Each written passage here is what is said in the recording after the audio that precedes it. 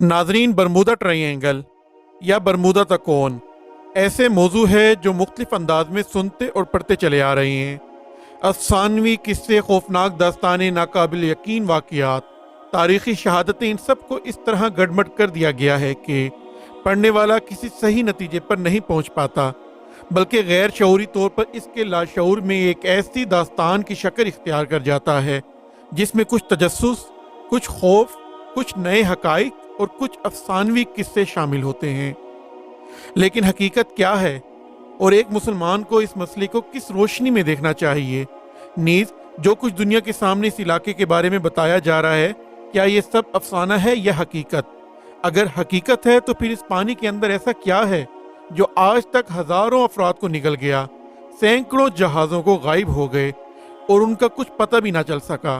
क्या इबलीस के साथ इसका कोई ताल्लुक है या काना दजाल इस इलाके में मौजूद है? नाजरीन, बड़े बड़े देव हैकल जहाज़ों का पुरसकून समंदर में बगैर किसी खराबी या हादसे के अचानक गायब हो जाना, कभी मुसाफरों का बच जाना और जहाज़ों का अगवा किया जाना, या कभी जहाज़ों का सही हालत में बच जाना और मुसाफरों का अगवा कर लिया जाना, फिजा में उड़ते हुए जहाज़ों का देखते ही देखते कहीं गुम हो जाना, यह सब ऐसे वाक़यात हैं जिनकी तशरीह आज तक दिल को मुतमईन नहीं कर सकी। इनका गायब होना इस कदर तेज होता कि तैयारों के पायलट या जहाज के कप्तान को एमरजेंसी पैगाम भेजने की भी मोहलत नहीं मिल पाती। इससे भी ज्यादा हैरत की बात यह है कि गायब होने वाले तैयारों, जहाज़ों और मुसाफरों का कोई नामो निशान भी नहीं मिल सका। अगरचे बाज़ माहरीन की तरफ से ये बारवा करवाने की कोशिश की जाती रही है कि इस जगह समंदर के अंदर ऐसे तेज तूफान आते हैं जिनकी शिद्दत से ये जहाज टुकड़े टुकड़े हो जाते हैं और फिर हवाएं इनको दूर दराज के पानियों में बहा ले जाती हैं। लेकिन इस तशरीह को इंसानी जहन इसलिए तस्लीम नहीं कर सकता कि जदीद टेक्नोलॉजी के इस दौर में, जबकि माहिरीन समंदर की गहराइयों में पहुंचकर मछलियों और दीगर आबी जानवरों पर तहकीक के लिए इनके जिस्मों के साथ कैमरे लगाकर इनकी तमाम नकलो हरकत पर नजर रखते हैं, तो क्या आज तक वो बरमूदा तकोन में गायब होने वाले बड़े बड़े जहाज़ों का मलबा भी कहीं नहीं ढूंढ सके? इस इलाके में रूनमा होने वाले तमाम हादसात में एक बात इंतहाई अहम है कि अगवा होने वाले तैयारों के पायलट और जहाज के कप्तान या मुसाफरों में अपने वक्त के माहिर लोग अगवा किए गए हैं। इसी तरह जितने भी हादसात हुए हैं, इस वक्त वहां मौसम बिल्कुल मोतदिल और दिन का वक्त था, चुनाचे मौसम की खराबी को भी इसमें कोई दखल नहीं दिया जा सकता। तैयारों और जहाज़ों से इनके हेडक्वार्टर का राब्ता अचानक मुनक़ता हो जाना, गोया रेडियो सिग्नल किसी ने जाम कर दिए हों। अक्सर मुहक्किकीन इस बात पर मुत्तफिक हैं कि बरमूदा तकोन में ऐसी पुरइसरार कशिश है जो हमारी इस कशिश से बिल्कुल मुख्तलिफ है जिसको हम जानते हैं। बरमूदा तकोन लोगों के लिए एक पुरइसरार इलाका बन चुका है जिसके बारे में जानने के लिए इंसानी तजस्सुस बढ़ता चला जा रहा है। बाद मुस्लिम मुहक्किकीन का ख्याल है कि शैतानी समंदर और बरमूदा ट्रायंगल के अंदर दज्जाल ने खुफिया पनागाहें बनाई हुई हैं जहां से वो दुनिया के निज़ाम को कंट्रोल कर रहा है। इस बारे में भी हम तफसील से आज रोशनी डालेंगे। तो नाजरीन, सबसे पहले बात करते हैं बरमूदा ट्रायंगल के महल वकू के बारे में। बरमूदा बहरे ओकियानूस, अटलांटिक ओशन के कुल 300 जजीरों पर मुश्तमिल इलाका है जिनमें अक्सर गैर आबाद हैं। सिर्फ 20 जजीरों पर इंसान आबाद हैं, वो भी बहुत कम तादाद में। जो इलाका ख़तरनाक समझा जाता है इसको बरमूदा तकोन कहते हैं। इस तकोन का कुल रकबा 11,40,000 मुरब्बा किलोमीटर है। इसका शुमाली सिरा जज़ायर बरमूदा और जनूब मशरकी सिरा पोर्टो रिको और जनूब मगरबी सिरा मियामी से है, यानी इसका तकोन मियामी फ्लोरिडा में बनता है। जी हाँ, फ्लोरिडा। फ्लोरिडा के मानी इस खुदा का शहर जिसका इंतज़ार किया जा रहा है। इसके दूसरे मानी हैं कि वो खुदा जिसका इंतज़ार किया जा रहा है। तकरीबन 400 साल से किसी इंसान ने इन वीरान जजीरों में जाकर आबाद होने की कोशिश नहीं की है। यहाँ तक कि जहाज़ के कैप्टन तक इस इलाके से दूर ही रहते हैं। इनमें एक जुमला बड़ा आम है जो वो एक दूसरे को नसीहत भी करते हैं कि वहाँ पानी की गहराइयों में खौफ और शैतानी राज छुपे हैं। यहाँ तक कि किसी ने इस रास्ते पर सफ़र करने वाले मुसाफिर बल्कि एयर होस्टेस तक सबसे पहले यही सवाल करती हैं कि क्या हमारा त्यारा बरमूदा ट्रायंगल के ऊपर से गुजर जाएगा। कंपनी का जवाब अगरचे नफ़ी में ही होता है, लेकिन हकीकत इसके बरक्स है। नाजरीन, अब बात करते हैं क्या बरमूदा ट्रायंगल वाकई तकोन की शक्ल में है। तो नाजरीन, मैं बताता चलूं कि बरमूदा ट्रायंगल सारा का सारा पानी में है, जो कि बहरे ओकियानूस यानी अटलांटिक ओशन में है। चुनाचे काबिल गौर बात है कि ठाटे मारते समंदर में तकोन किस तरह बन सकता है। सो जानना चाहिए कि तकोन हकीकी नहीं है, बल्कि ये एक मखसूस इलाका है जहां नाकाबिल यकीन हादसात होते हैं। इस इलाके को तकोन यानी ट्रायंगल का फर्जी नाम दे दिया गया है।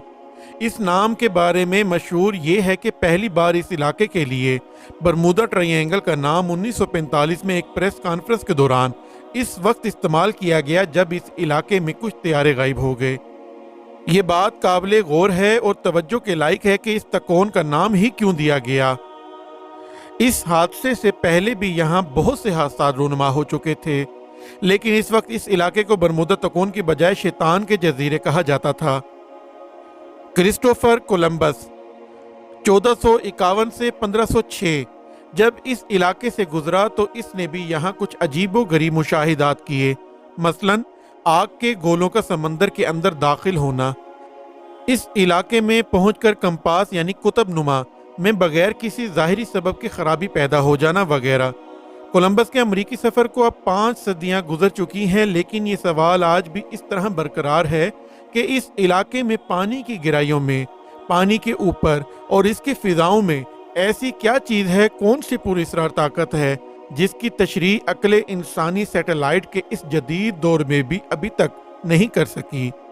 1854 से पहले अरब लोग इस इलाके से गुजरते थे, लेकिन इनके जहाज़ों को कभी कोई हादसा या कोई गैर मामूली बात यहाँ देखने में नहीं आई।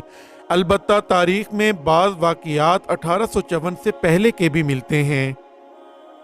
नाज़रीन, बात करते हैं जहाज़ों के कब्रिस्तान के बारे में जो बरमूदा ट्रायंगल में है।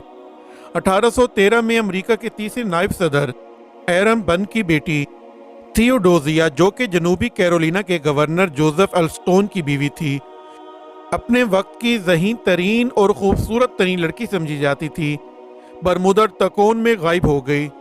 थियोडोसिया अपने वालिद से मुलाकात के लिए इस वक्त की मशहूर कश्ती पैट्रियाट पर सवार होकर न्यूयॉर्क जा रही थी। पैट्रियाट का कप्तान इस वक्त के माहिर अमरीकी कप्तानों में शुमार होता था। इसके साथ इसका डॉक्टर और अमले के चंद अरकान थे, लेकिन थियोडोसिया और पैट्रियाट का अमला कभी न्यूयॉर्क ना पहुंच सका। अमरीकी नायब सदर होने की हैसियत से इसके बाप अर्वन बुर ने बेटी की तलाश में अपने तमाम तर वसाइल झोंक डाले, लेकिन ना ही कश्ती और ना ही इस पर सवार अफराद का कुछ पता लग सका। 1814 अमरीकी बहरी बेड़े के मशहूर जहाज वास्प को भी बरमूदा ट्रायंगल निगल गया। इसका कप्तान कोई मामूली कप्तान नहीं था, बल्कि अमरीकी अवाम व ख्वास का हीरो, बरतानवी बेड़े के मजबूत तरीन जहाज रेंडियर को सिर्फ 27 मिनट में शिकस्त देने वाला जोनेस्टन ब्लैकले था। इस फतह के फौरन बाद किसी को कुछ खबर नहीं कि ब्लैकले अपने स्टाफ और जहाज के साथ किस दुनिया में जा पहुंचा। इसी तरह पहली जंग अजीम के वक्त मार्च 1918 में अमरीकी बहरी जहाज साइक्लोपस USA इस इलाके में गायब हो गया। इस पर 14,500 टन खाम माल लदा हुआ था, जो कि जंग के दौरान इस्तेमाल होता था। जाशुआ स्लोकम एक ऐसा कप्तान जो न सिर्फ अमरीकी बहरिया की तारीख का बल्कि सारी दुनिया की बहरिया की तारीख में अपना नाम रखता है। बचपन से समंदर की मौजों से खेलने वाला, सबसे पहले तनहा सारी दुनिया की समंदरी सैर करने वाला, सारी उम्र खतरनाक समंदरी तूफानों का मुकाबला करते रहने के बाद जब 1909 में एक सफर पर अपनी कश्ती अस्प्रे पर रवाना हुआ तो फिर हमेशा के लिए बरमूदा तकोन में अपनी कश्ती के साथ गायब हो गया। इसका और इसकी कश्ती का कोई सुराग आज तक नहीं मिल सका। नाजरीन, क्या आप यकीन करेंगे कि अगर आपको ये बताया जाए कि एक जहाज बरमूदा के समंदर में खड़ा है लेकिन मुसाफिर और कप्तान लापता हैं। खाने की मेज़ों पर खाना इस तरह लगा हो गोया सवार खाना खाते खाते अभी किसी काम से उठ कर गए हों। نہ کسی حادثے کے آثار، نہ کسی لوٹ مار کی کوئی نشانی۔ آخر تمام سوار اچانک بیچ سمندر میں کھانا چھوڑ کر کس کے مہمان بن گئے؟ یہ حادثہ کیرول ڈیئرنگ نامی جہاز کے ساتھ پیش آیا۔ جہاز کا اگلا حصہ ساحل پر ریت میں دھسا ہوا تھا، جبکہ پچھلا حصہ پانی میں تھا۔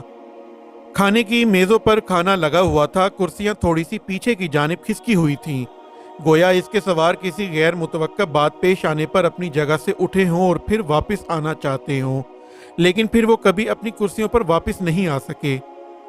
کرسیوں اور میزوں پر رکھی کھانے کی پلیٹوں کو دیکھ کر کسی ہنگامے یا بھگدڑ کے کوئی آثار وہاں نظر نہیں آتے تھے۔ جہاز کی حالت دیکھ کر یہ بھی نہیں کہا جا سکتا تھا کہ اس میں کوئی لوٹ مار کی واردات ہوئی ہے۔ پھر سب سے زیادہ حیرت کی بات تھی کہ اتنے بڑے جہاز کو ساحل پر کون لایا اور اس کے سواروں کے ساتھ کیا حادثہ پیش آیا، کیونکہ اتنے بڑے جہاز کا اتنے کم پانی میں آنا ناممکن ہے۔ یہ جہاز جیزی ڈائرنگ کمپنی آف پورٹ لینڈ کی ملکیت تھا۔ ہیری کونوور، مشہور امریکی ارب پتی، ماہر جنگی پائلٹ، کشتیوں کی دوڑ جیتنے والا ماہر کپتان، 1958 میں اپنے کئی ساتھیوں کے ساتھ برمودا تکون کی گہرائیوں میں غائب ہو گیا، لیکن اس بار صرف افراد اغوا کیے گئے، جبکہ ان کی کشتی میامی یعنی فلوریڈا کے ساحل سے 80 میل شمال میں ایک کنارے پر ملی۔ ہیری کونوور اور اس کے ساتھی کشتی سے غائب تھے۔ ناظرین، اب آپ یہ بتائیں کہ کیا کبھی آپ نے ایسا سنا ہے کہ کوئی جہاز سمندر میں مکمل ڈوب گیا ہو اور کچھ عرصے کے بعد ہی درست حالت میں بغیر کسی خرابی کے اوپر آ جائے؟ ایک جہاز برمودا تکون کے پانی پر تیرتا رہا۔